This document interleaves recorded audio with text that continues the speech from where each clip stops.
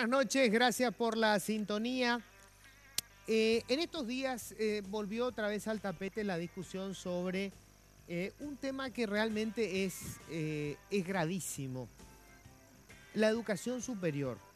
En Paraguay, en los últimos años, sobre todo con leyes bastante laxas que han salido del Parlamento, se permitió que se habilitaran universidades privadas con un mínimo control de calidad. Y aquí hay una cuestión que es muy importante entender. En los países desarrollados, un ejemplo claro, Estados Unidos, en la década del 80, más o menos allá por mediados de la década del 80, aparecieron unas pocas universidades que le llamaban directamente universidades comerciales. Estas universidades tenían el objetivo de atender a lo que era un sector marginal de la población que quería terminar alguna carrera universitaria, pero sin el rigor que corresponde a una carrera de grado. ¿Qué es esto? Y por ejemplo, la gente que ya estaba, digamos, jubilada y que siempre tuvo la intención de desarrollar, por ejemplo, algo del derecho o carreras a distancia, en fin, era una serie de carreras que más que nada era para adquirir algún conocimiento, pero cuyos títulos ellos sabían no les iban a servir precisamente para conseguir un empleo. Esto es lo que se llamaba la universidad comercial propiamente, que hoy en su momento era un 2% y llega al 8% de la oferta universitaria en países como Estados Unidos.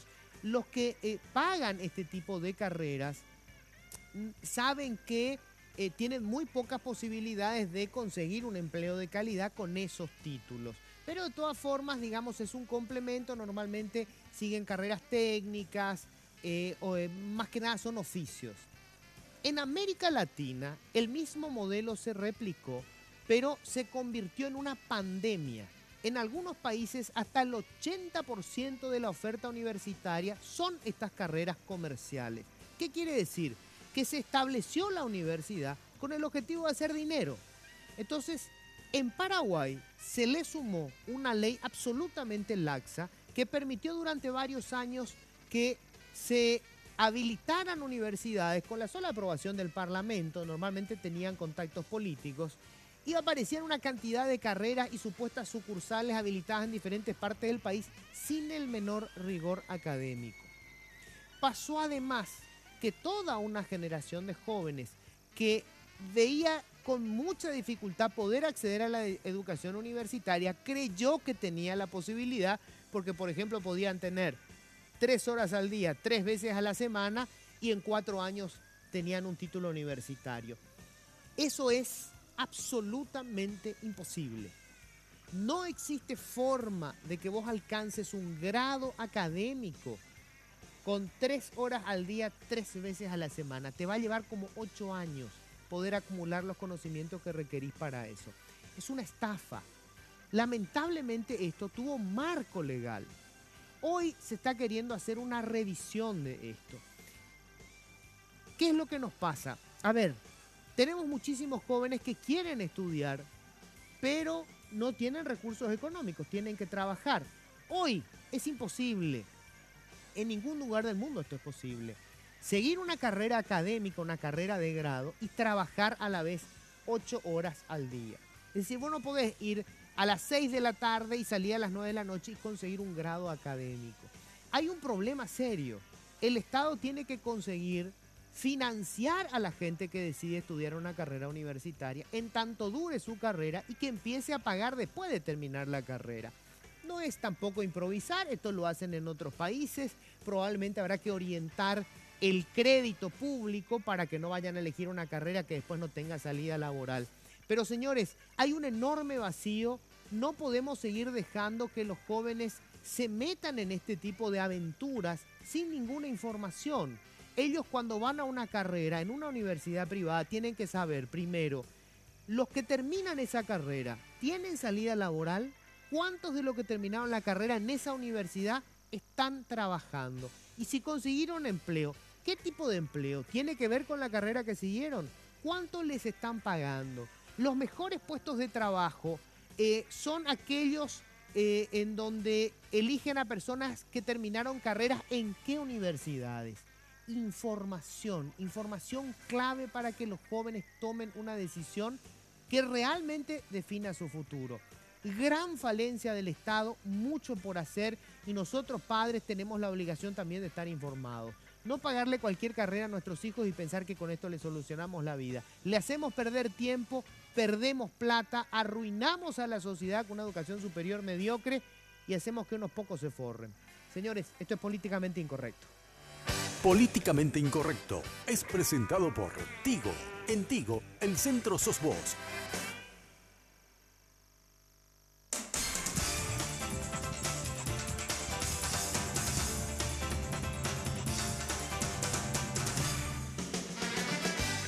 Bueno, justamente hoy les decía yo, nos endeudamos. Vamos a hablar de esto, que es un tema sumamente delicado. Nos ha pasado en los últimos años que hubo un boom económico, llegamos a tener tasas de crecimiento hasta el 14%, y por supuesto hubo dinero, y hubo mucho crédito, y estaban las tarjetas, y tuvimos los Black Friday, y bla, bla, bla, y bla, bla, bla. Y mucha gente se endeudó hasta la maceta sin saber en qué se estaba metiendo. Bueno, hoy vamos a hablar de esto. ¿Cuáles son los riesgos para el deudor? ¿En qué ocasiones conviene endeudarse y cuándo no? ¿Cómo enfrentar a nuestros acreedores que hoy tienen no solamente la presión de los cobradores, sino el Poder Judicial que les sirve como herramienta de chantaje casi en muchas ocasiones? Vamos a hablar de todo eso, ya les cuento. Estoy con Juan Vicente Talavera, el secretario general de la Secretaría de Defensa del Consumidor. ¿Qué tal, Juan Vicente? ¿Cómo estás? Gracias por venir. Muy buenas noches, el agradecido somos nosotros. Bueno, estoy también con Adriana Franco, ella es economista, es vicepresidenta de Cavida. Hola Adriana, ¿cómo estás? Buenas noches, muchas gracias por la invitación. Gracias por venir.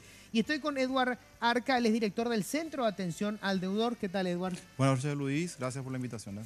Bueno, quiero empezar un poco con algo que me estabas contando antes de empezar el programa.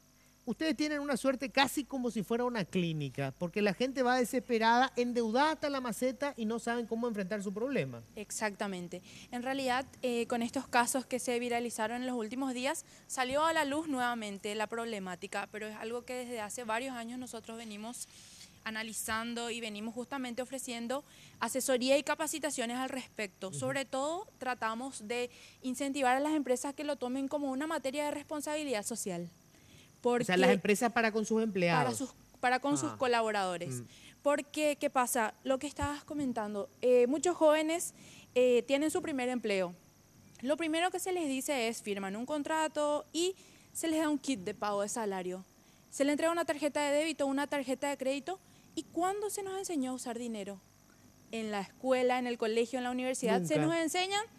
Nunca. Nunca se nos enseña a usar dinero. Y si en la casa no se nos habla de eso, es como una herramienta que nunca aprendimos a utilizar y tenemos la libertad, tenemos la facilidad de financiación, la facilidad de acceso al crédito y los jóvenes a los 19, 20, 23 años ya están súper endeudados. Por eso queremos instaurar como un tema de responsabilidad social de las empresas. Desde el primer empleo debemos capacitar y también ver qué ya podemos hacer con esas personas que ya tienen un problema que ya va más allá de un par de años. Ya tienen, digamos, la deuda, ya están endeudados hasta la maceta. 23 años tienen una deuda para 10 años. Por ejemplo, yo soy docente universitaria y aprovecho en las discusiones con mis alumnos de darle algunos tips de finanzas personales y le digo, chicos, el límite saludable de endeudamiento, porcentaje de ahorro ideal, y me dicen, profe, chicos de entre 18 y 23 años, me dicen, profe, es demasiado tarde. Ya están. Ya estamos hasta el cuello. ¿Por qué no nos enseñaron esto en el colegio? Interesantísimo. Fíjense esto. Pregúntenle a sus hijos, ustedes tienen hijos de 22, 23 años, ¿cuánto debes, papito? A ver un poco tu tarjeta, pasame tu extracto, porque ustedes ni saben a veces. Ese celular nuevo que tienen ahí, no se lo regaló, no cayó del cielo. Juan Vicente, esto tiene, digamos, dos aristas. Por un lado, el tema de que no tiene luego formación el consumidor, ¿verdad? Que se va y toma los créditos. Pero por el otro lado son pasto fácil de los que van a colocar sus créditos que muchas veces aparecen disfrazados como venta de electrodomésticos, lo que fuera, porque en realidad es usura. En cierta forma esa es la conducta constante en los últimos tiempos, como bien lo estamos sosteniendo todo, ¿verdad? La idea básica estriba en la falta de información. La información es la que es un precepto constitucional a ser respetado y es lo que en este caso es lo que falta. La adecuación educativa en base a la información. La Secretaría de Defensa del Consumidor ya desde el año 2016 viene practicando la información financiera en los colegios, que como bien lo dicen los jóvenes, hoy en día son los principales consumidores.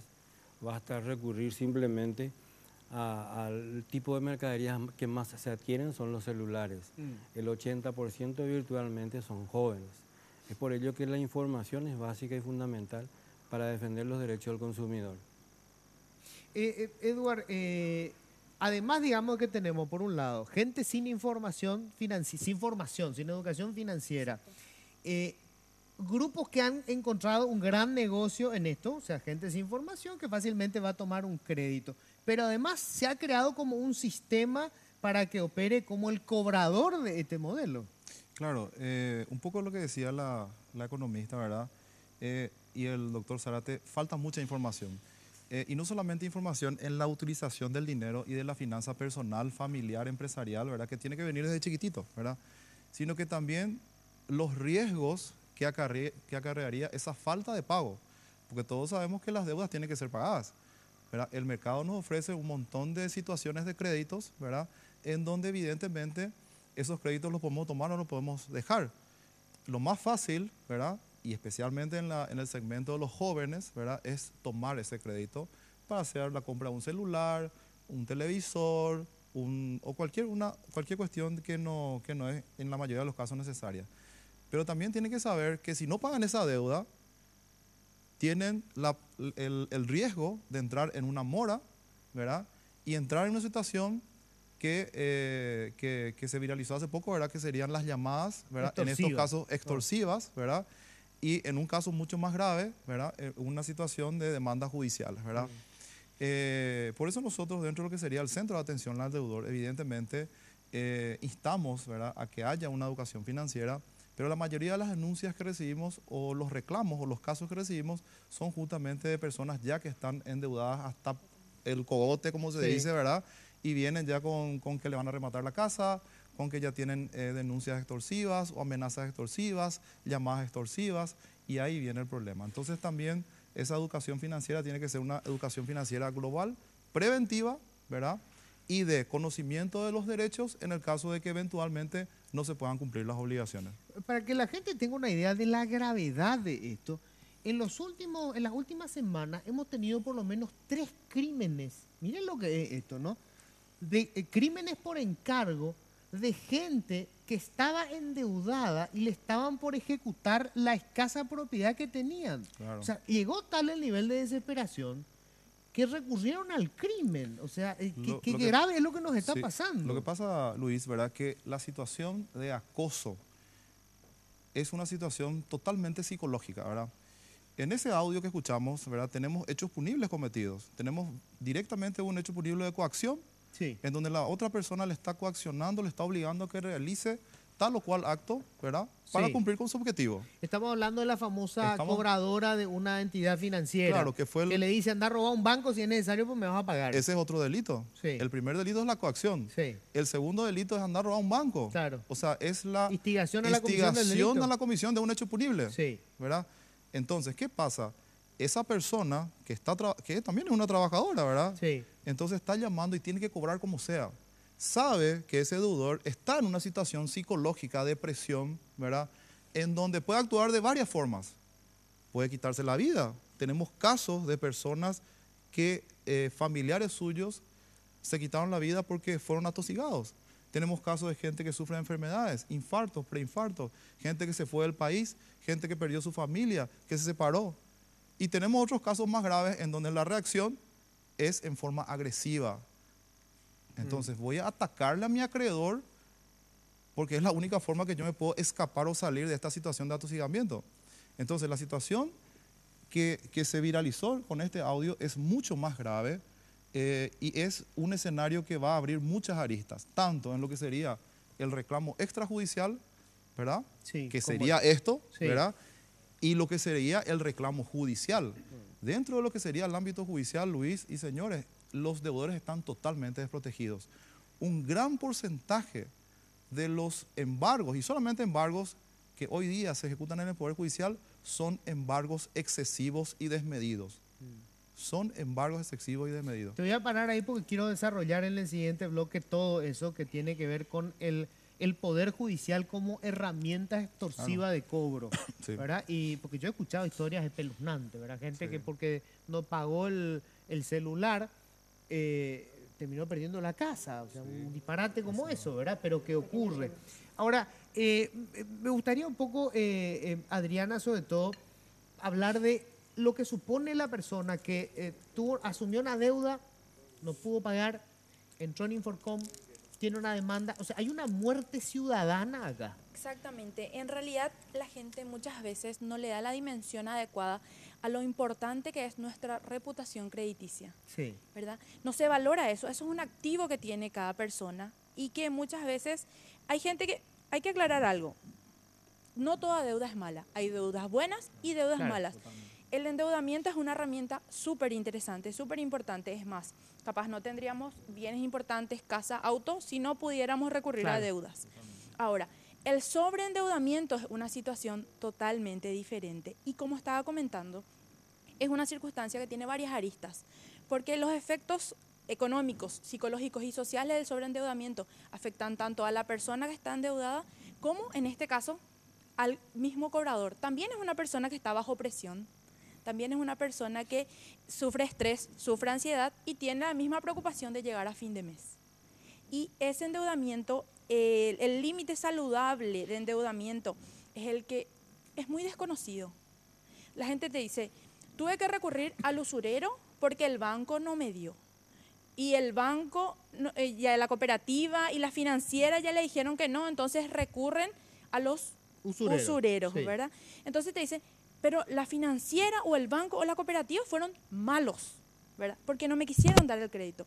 Sin embargo, muchas veces no se dimensiona de que se hace un estudio del presupuesto personal, se analiza un nivel saludable de endeudamiento y ya se ve si no vas a poder pagar, se recomienda no dar el crédito. Pero Claro. la gente lo que hace es cubrir un pozo haciendo otro pozo. Claro. Ya estoy súper endeudado, consigo un crédito para pagar mi deuda de tarjeta de crédito. Y hay como una fantasía de que en algún momento vas a sacar la lotería y vas a cubrir toda la deuda, ¿verdad? Totalmente, totalmente. O sea, es Y como la, una la ilusión cuestión principal mística. es o voy a ganar más o voy a ver qué más puedo hacer para obtener otros ingresos. Hay como siempre una justificación, ¿verdad? Pero no se enfrenta al problema de raíz. Y también ya estuvimos con varios casos en base a nuestra experiencia de gente que se le hace una refinanciación, el famoso te compramos tu deuda. Sí. Y a los 2-3 meses están peor. Entonces, ¿qué pasa? No hay un cambio de hábito, ¿verdad? Claro. Ven liberada su línea de crédito y empieza otra vez con el mismo hábito de comprador o incluso deudor compulsivo. Entonces, nuevamente insistimos en que la educación financiera es algo clave para esta situación. Bueno, y esto, tengo que hacer la primera pausa, pero estoy seguro que ustedes conocen casos de familias destrozadas por el problema de las deudas, divorcios que se producen Sí. a menudo, amigos que dejaron de, amigos de toda la vida que se Dejaron de arruinó la cosa por un tema de deuda. Y estoy seguro que tienen algún compañero o compañera que es el pecheador consuetudinario, ese que vive endeudado. Que ya la gente le huye porque se acerca para pechearte porque está desesperado por las deudas. Sabes que ya no te hablo. Vamos a hablar de eso y enseguida con Juan Vicente una cuestión que es fundamental. ¿Cómo funciona este sistema de extorsión? Porque esa voz que escuchamos de esa mujer, ella también está presionada para conseguir un resultado. No es que se convirtió en una extorsionadora mirando películas de la mafia. No, hay todo un esquema montado para esto. Hacemos una breve pausa. Enseguida estamos de vuelta.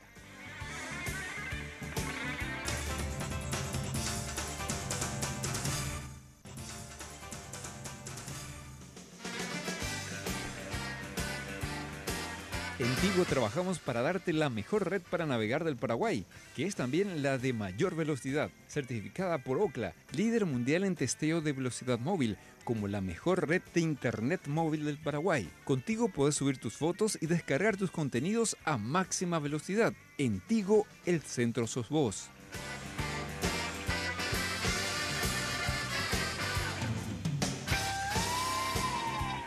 Bueno, atención con esto. Esta gente que llama para reclamar el tema de pago de deuda, que en una institución inclusive dijeron, la tenemos que echar, qué pena porque es nuestra mejor funcionaria. Claro, era la mejor funcionaria porque era la que conseguía cobrar.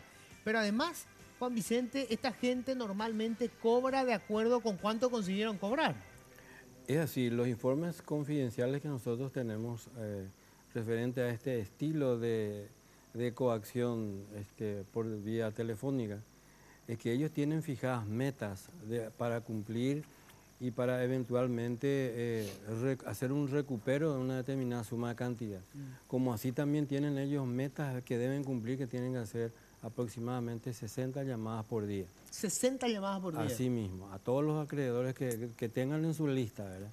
Y es por ello de que este método extorsivo inclusive les beneficia a estas financieras descontroladas, porque en realidad ese es el término, porque estas financieras no están controladas por el Banco Central de Paraguay.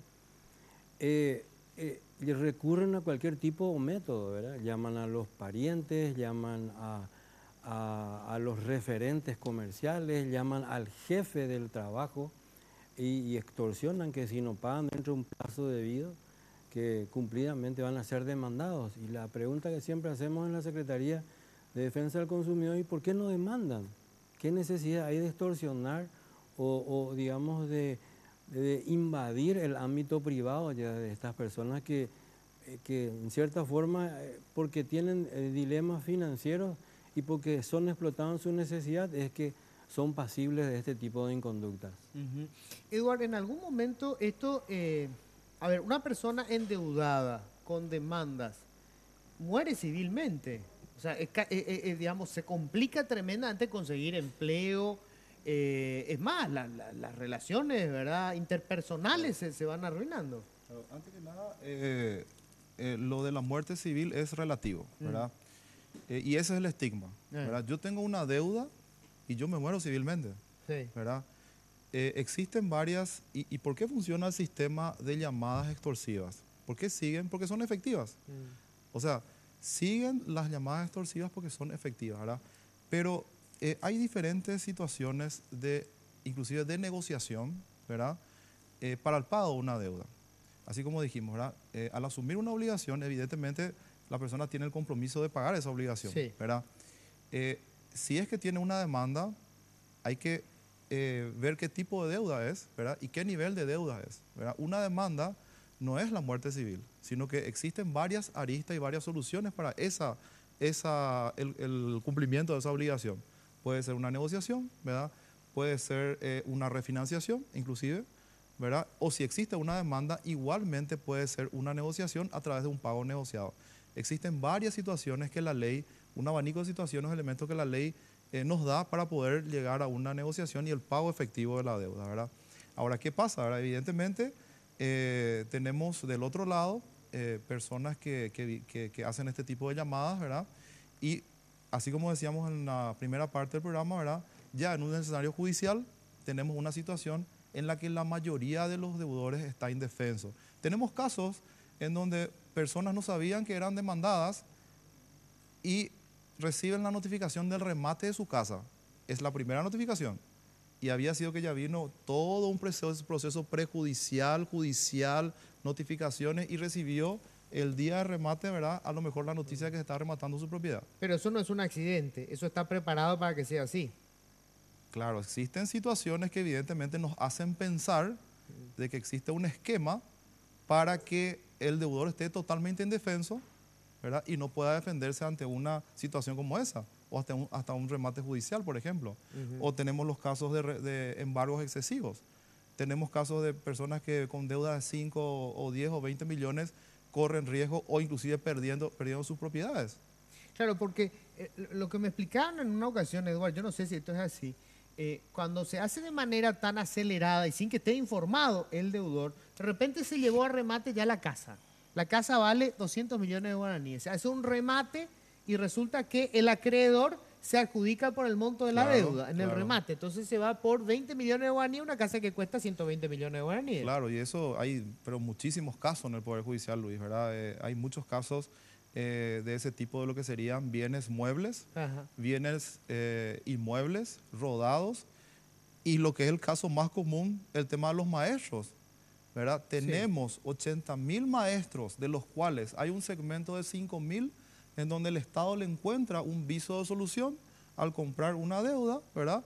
Y personas que tenían el descuento del 100% del salario, no olvidemos que el salario es parte del activo de la persona, el salario le tiene que llegar a ese docente o cualquier persona, y tenemos un grupo de 75.000 docentes que siguen siendo embargados en la totalidad de su sueldo y no cobran un solo guaraní, cobran 0 guaraní.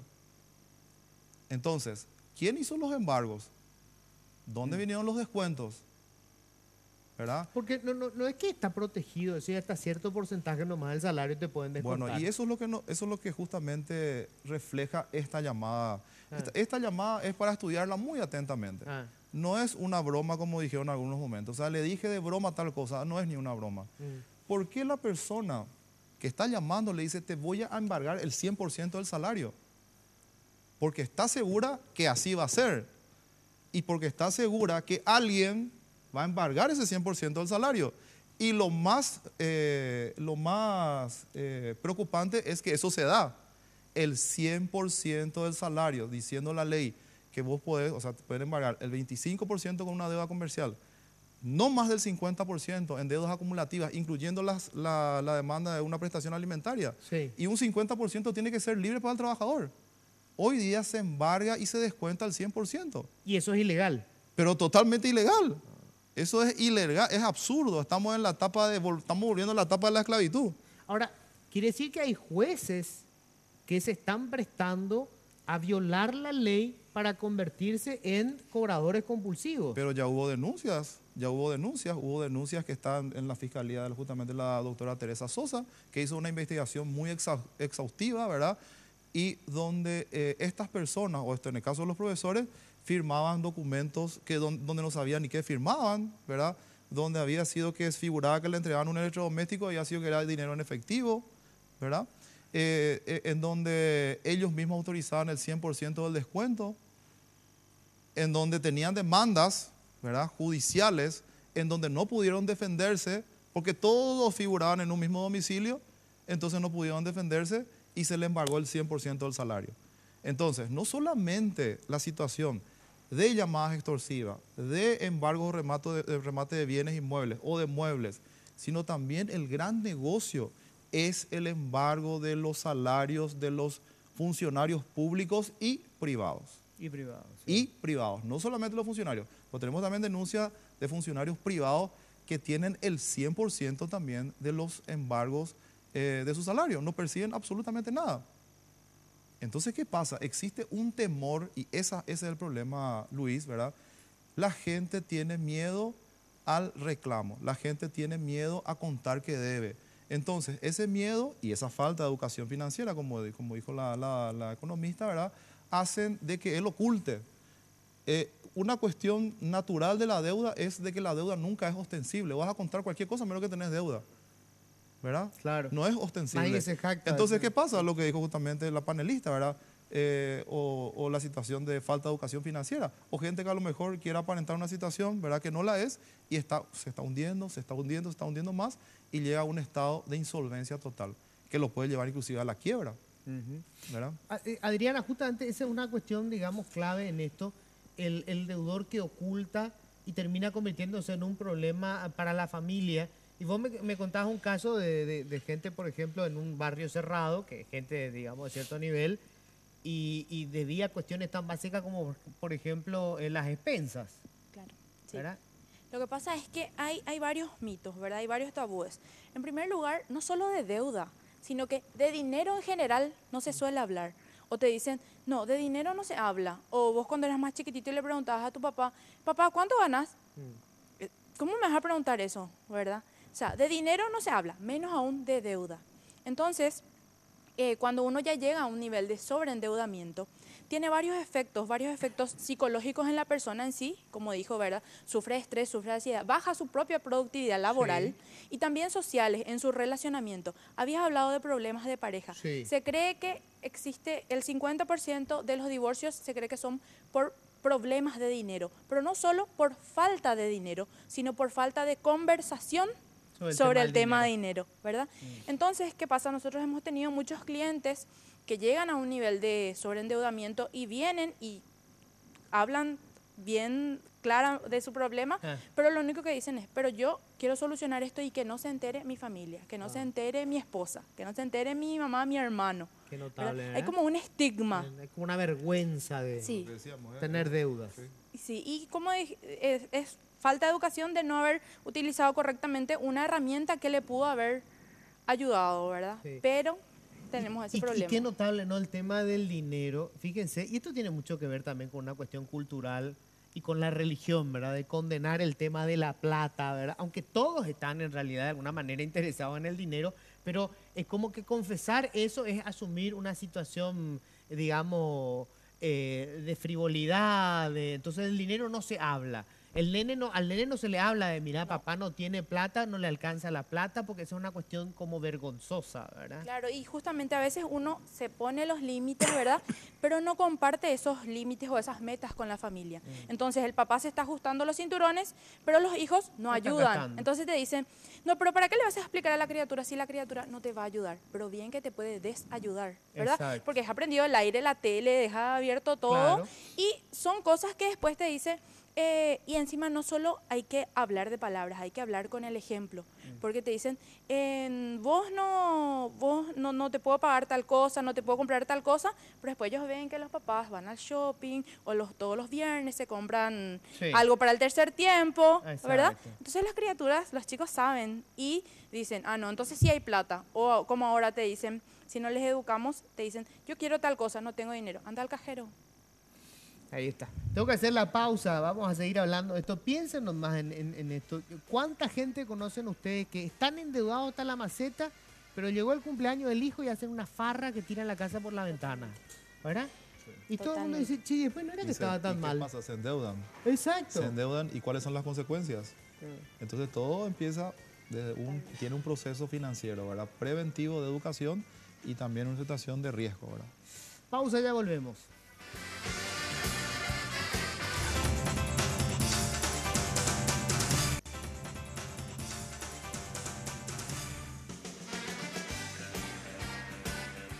A ver, dimensionemos esto, Juan Vicente, de las denuncias que tienen, ¿cuántas tienen que ver con este drama de la deuda? Bueno, realmente para nosotros como institución generadora y receptora de quejas ciudadanas, cada día para nosotros es mucho más peligroso y también mucho más preocupante por el hecho de que en este trimestre hemos recibido más de 1.800 denuncias y reclamos, entre las cuales campean en el primer lugar las cuestiones financieras, un 18%, o sea, tenemos más de casi 300 consumidores que vienen a quejarse por este abuso, ¿verdad? En todo tipo, digamos, en lo que se refiere en la situación financiera de cada consumidor. Y es por ello de que nosotros instamos a la ciudadanía, al ciudadano, que se acerque a la Secretaría de Defensa del Consumidor, primeramente a informarse, segundo, a hacer su queja, ¿verdad? Por el hecho de que muchas veces, para no decir en un altísimo porcentaje, en realidad son, por culpa de la mala información, son estafados. Y es por ello de que la Secretaría de Defensa del Consumidor insta a quejarse. La queja es un derecho constitucional, como así también ese ejercicio debe hacerse todos los días si es necesario. El concepto de ahorro es algo que desapareció hoy de la familia. En realidad, tanto en Paraguay como en Latinoamérica en general, hay muy poca cultura del ahorro. Y es algo que también estamos tratando de cambiar, esa mentalidad, ese chip que tenemos, porque ¿cómo se le enseña a los niños a ahorrar? ¿Qué les compramos? ¿Verdad? ¿Qué le compramos a los niños para aprender a ahorrar? Un famoso chanchito, ¿verdad? Entonces, le compramos el chanchito y le decimos, acá vas a ahorrar. ¿Pero qué guardamos en el chanchito? Bueno, y guardamos monedas, guardamos vueltos. Entonces crecemos con esa mentalidad de que voy a ahorrar cuando me sobre. Pero como a mí no me sobra nada, yo no puedo ahorrar. No tenemos al ahorro como una prioridad. Y entonces siempre es, cuando gane más, voy a ahorrar. Pero a medida que ganamos más, nuevamente tenemos Gastamos más. otras necesidades. Queríamos una moto, ahora queremos un auto. Claro. Queríamos ir al parque, ahora queremos ir al shopping. Entonces, nada más van cambiando nuestras necesidades y la cultura del ahorro es casi nula en nuestro país. Y sobre todo, se dice que lo ideal es ahorrar el 10% de nuestros ingresos mensuales como mínimo.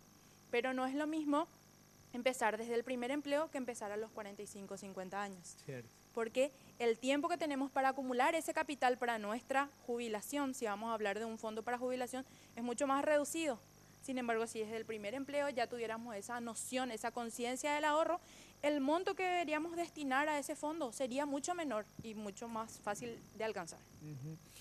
Edward, somos una sociedad altamente endeudada. Totalmente, totalmente. Y el gran problema es que esa educación financiera no empieza desde los más chiquitos, ¿verdad? Yo creo que la educación financiera tiene que ser tiene que ser tomada muy en serio y tiene que empezar en las aulas, ¿verdad? Porque justamente nosotros llegamos ya a una situación en donde podemos decir y hablar de lo que sería una educación financiera, pero el problema ya está instalado. O sea, el problema hoy día está instalado y tenemos una sociedad paraguaya que está totalmente endeudada. O sea, por eso decíamos que el problema es mucho más grave.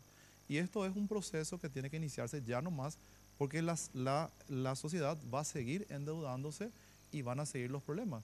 Y la deuda es un problema totalmente social. Aparte de ser un problema personal, familiar, empresarial, es un problema totalmente social. Tiene una arista económica, patrimonial y tiene una arista personal, ¿verdad? O sea, la situación de lo que sería el sobreendeudamiento, ¿verdad? Pasa básicamente por la falta de cultura financiera, pasa porque también esa cultura financiera, un poco por la información que nos llegan, los créditos son blandos, son tentadores, son invasivos, ¿verdad? Por eso yo celebro también un proyecto de ley, ojalá se promulgue, ¿verdad? En donde se limita las notificaciones de carácter invasivo. O sea, vos ya no vas a poder recibir una notificación de un crédito que vos no solicitaste, de una base de datos que no sabe quién le dio y no sabe cómo consiguieron. Eso ocurre todos los días a través del teléfono celular. Todos los días, yo recibo, o sea, Claro, todos los días crédito te de llega 1 la millón, oferta. crédito de 2 millones, crédito de Sí. 5 millones. Ya está, pase a retirar su ¿Verdad? crédito. Pase a retirar usted salió sorteado para retirar su crédito. Sí. O sea, entonces, existe una situación en donde el mercado te ofrece demasiadas facilidades para acceder a un crédito. Y ahí viene el problema del sobreendeudamiento. No existe una limitación y tampoco no existe un control de las entidades prestadoras en cuanto a los riesgos que pueden tener. Claro. O sea, ¿por qué yo voy a darle tanto crédito a una persona que no tiene capacidad de pago? O sea, ¿cómo salió el crédito para llegar a esa persona? ¿Verdad? Claro. Entonces, ¿qué pasa? El crédito tiene que tener una lógica. Tiene que tener una lógica. O sea, yo otorgué el caso de los profesores. O sea, ¿por qué el 99% de los profesores están endeudados? Y no solamente los profesores, de los funcionarios, especialmente los funcionarios públicos. Porque de algún lado salió el dinero. Pero ¿por qué salió el dinero y por qué llegó a parar a eso? Si le van a descontar el 100%. Porque saben que van a cobrar su dinero y van a cobrar el 100% del salario de todos ellos. No van a cobrar el 25% ni el 50%. Y ahí viene la situación de quién entra primero para Claro. cobrar. Una suerte del ¿Entendés? mensú moderno esto es. Totalmente, Esta es la ¿verdad? historia del mensú, que vos cobrás solamente para que tu acreedor se quede con la plata. Claro, pues entonces yo creo que, y ahí viene el problema justamente de lo que, ya volviendo al tema de los maestros, ¿verdad? Tenemos una profesora o un profesor que no cobra absolutamente nada, que cobra 0 mensualmente y que trabaja de mañana, tarde y noche. Entonces, tenemos también un problema social en donde esa parte, esas personas, esos niños que tienen que recibir la educación financiera, ¿de quién tienen que recibir? De los profesores que están sobreendeudados. Claro. Entonces, ¿Qué le van a enseñar? ¿qué le van a enseñar? Claro. O sea, es un problema muy, muy complejo, Luis, ¿verdad? Adriana mencionaba hace rato un caso que tiene que ver con la presión social, que es muy interesante. Y yo he visto esto porque, bueno, también soy padre. Y está, digamos, la sociedad de consumo pone de moda algunos rituales. Nosotros cuando terminábamos la secundaria hacíamos chorizadas, parrilladas, lo que fuera, durante los 6 años de colegio para que en el último año te pudieras ir a Camboriú, que era el sueño del pibe, del pila, ¿verdad? Sí. Bueno, hoy se van a ir sí o sí a Disney. Se van a los 15 ya. Ya se van a los 15 y ya no están hablando de Disney solamente, ahora ya es Europa. Europa, y padres que no, porque yo digo a veces, bueno, ¿cómo pueden pagar estos padres? Yo tengo un muy buen ingreso, digamos, para lo que es mi carrera, y veo gente que está en otro nivel y paga esto como si entro de cabeza, ¿verdad? Hay muchos problemas generados por la presión social y por la necesidad de mantener un estatus, ¿verdad? Porque los papás piensan, bueno, esa cuota puedo pagar, ¿verdad? Pero no analizan todo lo relacionado, el costo de vida de que su chico, su hija vaya a ese colegio, claro. ¿verdad? A la salida hay que ir al shopping, hay que usar ropa de tal marca, hay que hacer tal viaje, incluso los intercambios culturales, ni siquiera viajar a Disney por los 15 o nada, incluso eso tiene un costo y entonces los papás están endeudados hasta en la cuota del colegio. ¿Por qué? Porque priorizan otros gastos, que son los llamados gastos superfluos, y no priorizan esto que es lo más importante. Y vemos muchos casos de chicos que no pueden rendir, no pueden tomar exámenes porque no pudieron pagar la cuota. No pueden pagarla. Qué notable, che.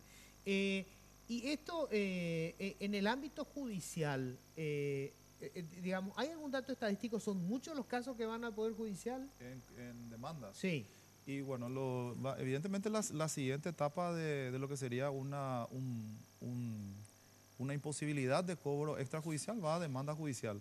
Tenemos muchísimas demandas. De hecho, por eso también se crearon nuevos juzgados en lo civil y comercial, ¿verdad? Para tratar los temas de claro, demanda. Porque por tenemos varias etapas dentro de lo que serían las demandas judiciales de acuerdo a los montos, ¿verdad? Puede ir a un juzgado de paz si es una demanda menor, a un juzgado de justicia letrada y a los juzgados en lo civil y comercial, ¿verdad? Ya sean en capital o en el interior del país. Y están abarrotadas o abarrotados los juzgados, que también es un problema también de morosidad, o sea, es una situación que crea un problema de morosidad, la gran cantidad de expedientes de juicios ejecutivos en las diferentes áreas, ya sean por tarjeta de créditos, ya sean por pagarés, por cheques, juicios hipotecarios, juicios prendarios, ¿verdad? Etcétera, etcétera. O sea, la cantidad de demandas dentro del Poder Judicial evidentemente también es una situación de incomodidad, ¿verdad? Y una situación que crea un problema social porque están abarrotados, los juzgados están abarrotados, ¿verdad? Y la mayoría de los deudores están desprotegidos también en esa área, Luis. Lo que decíamos, a veces las personas no saben que le demandaron o que le notificaron la notificación, en vez de llegar a su casa llegó a otro lado o literalmente no se hizo, ¿verdad? Ni hablar de la pesadilla que supone entrar al sistema judicial. Y tenés que contratar a un abogado. Sí. O sea, dentro del sistema judicial tenés que contratar a un abogado, ahí ya viene una carga que tenés que defenderte. Te viene una notificación que te dice que en 5 días tenés que defenderte o si no se va a ir a remate. En 5 días vos no conseguís un abogado. Sí, chao, te remataron la casa. Ya salió la sentencia y en un mes se remató y en 10 días estás fuera de la casa. Tengo que hacer la pausa. Enseguida vamos a hablar de un tema. A ver, nosotros tenemos una sociedad que, convengamos, no tiene una cultura de la honestidad. O sea, lamentablemente, digamos, los casos de éxito rápido, fácil, de gente que entraba, sobre todo en la administración pública, ¿verdad? Y que en muy poco tiempo de repente uno veía que hacía una fortuna espectacular, ha creado una cultura del éxito fácil, sobre todo en la gente joven. Entonces la pregunta es, ¿qué haces en una sociedad con una cultura de la honestidad bastante pobre, que esté altamente endeudada? Me imagino la pesadilla para las empresas. Vamos a hablar un poco de eso enseguida. Que tenga a toda la gente que está trabajando para ellos altamente endeudada. Pausa, ya volvemos.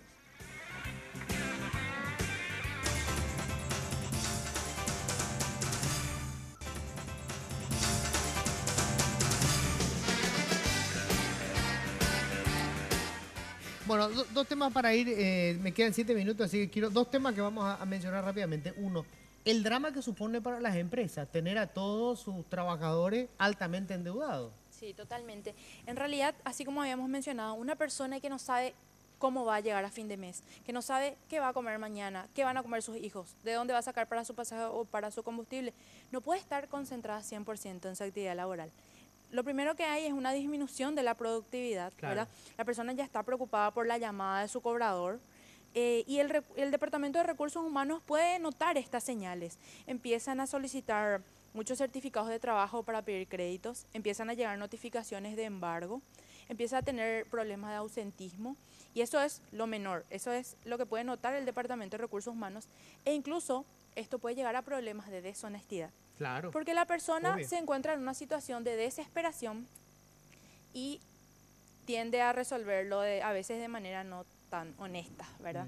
Entonces, por eso nosotros insistimos que es un problema también que debe ser llevado adelante con responsabilidad social por las empresas, tanto desde el punto de vista de sus colaboradores como de ofrecer servicios sustentables, lo que habíamos dicho. Porque una empresa quisiera vender un crédito o un electrodoméstico o cualquier otro producto que sabe que ya no va a poder cobrar. O sea, debemos buscar clientes sustentables a largo plazo, ¿verdad? Claro. Y no solo la venta para llegar a la meta que tenemos, ¿verdad? Entonces esos procesos también deben ser revisados, ¿verdad? De cómo los vendedores tienen que llegar a su meta a toda costa. El mismo vendedor te dice, mira, no te va a salir el crédito, conseguí un justificativo laboral de algún amigo, algún primo, tráeme y con ese Con eso ya. te doy. Porque es ¿verdad? lo que quiere vender. Es lo que punto. quiere Después, si vender. pueden cobrar, no le importa. Juan Vicente, ¿ustedes tienen algún tipo de, digamos, de asesoría que le puedan dar a la gente? Entiendo que los recursos con los que se manejan deben ser pobrísimos también, ¿verdad?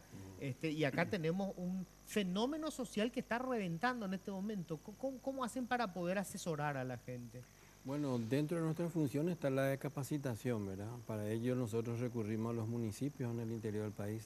Tenemos convenio con 13 municipios donde habitualmente hacemos capacitación principalmente sobre los derechos del consumidor, entre los cuales se encuentra la información, ¿verdad?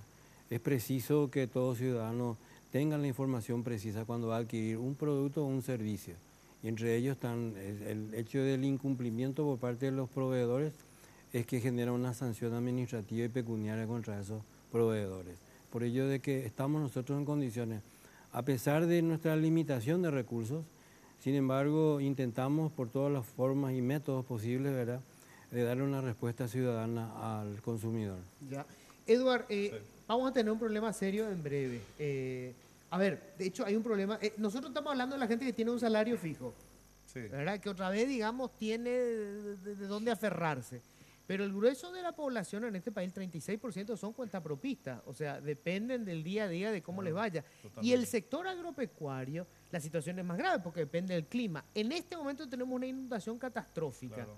Esto va a tener una consecuencia en el corto plazo. Eso va a tener una consecuencia bastante grave, Luis, ¿verdad? Porque evidentemente, y nosotros estamos recibiendo ya reclamos y casos en el Centro de Atención al Deudor de personas que están perdiendo sus cosechas, que están perdiendo ganado, ¿verdad? Que están rematando ganado, están vendiendo ganado, están rematando ganado, están en una situación totalmente de desesperación por una situación totalmente extrógena y están con deudas. ¿Por qué?